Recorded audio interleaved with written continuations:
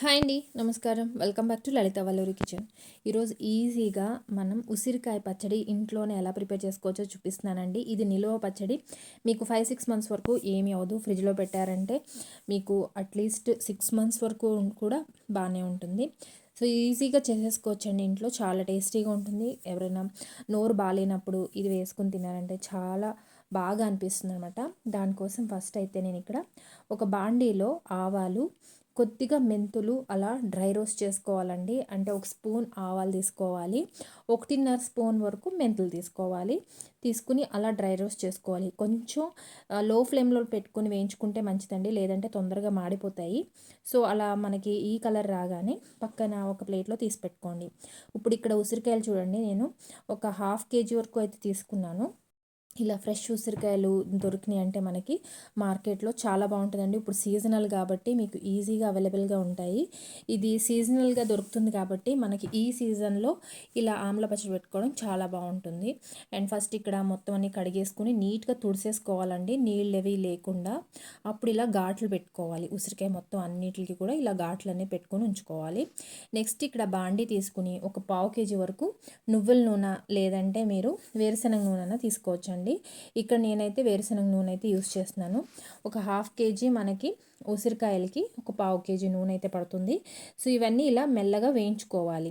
ఇలా వేగేటప్పుడే మనకి కలర్ అయితే చేంజ్ అవుతూ ఉంటుందండి. పైన చూడండి ఇలా తెల్లగా అయిపోతుంది.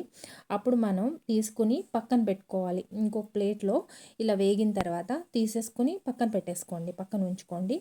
నెక్స్ట్ అదే ఆయిల్లోనే మనం లో ఫ్లేమ్లోనే పెట్టుకోవాలండి. ఎప్పుడు కూడా ఎక్కువ హీట్ పెట్టేసుకోవద్దు. ఇప్పుడు ఆవాలు వేసుకోవాలి. దాంట్లో ఆవాలు వేసుకుని తర్వాత కొద్దిగా ఒక స్పూన్ వరకు మెంతులు తీసుకోవాలి. ఇలా ఇప్పుడు దంచుకున్న వెల్లుల్లి వేసుకుంటున్నానండి. ఒక 10-12 వరకు దంచుకుని వేయించుకుంటున్నాను.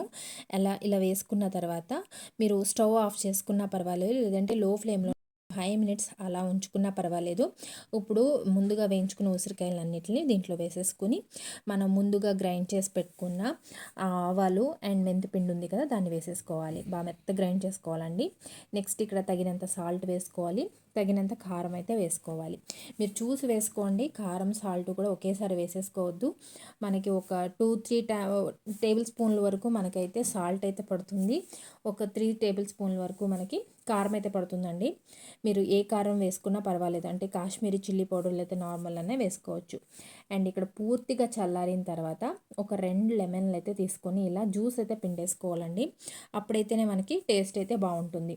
నెక్స్ట్ ఇక్కడ 2 నిమ్మకాయలని జ్యూస్ అయితే ఇలా పిండేసుకుని బాగా కలిపేసుకోవాలండి. ఇది కూడా బాగా కలిపేసుకుని అలా పెట్టుకున్నారంటే ఒక 2 డేస్ లేదంటే 3 డేస్ వదిలేసారంటే ఉసిరికాయ మొత్తం కూడా మనకి పీల్ చేసుకుంటుంది. ఉప్పు, కారం, లెమన్ జ్యూస్ అంతా పీల్చుకుని ఉసిరికాయ టేస్ట్ అయితే చాలా బాగా వస్తుందండి. మీరు అన్నంలో వేసుకుని తిన్నారంటే 3 డేస్ తర్వాత చాలా చక్కగా ఉంటుంది టేస్ట్ అయితే. పెద్దలు పిల్లలు ఎవరైనా టేస్ట్ చేయొచ్చు. నచ్చితే కనుక ఒక లైక్ అండ్ సబ్స్క్రైబ్ చేయండి. Thank you.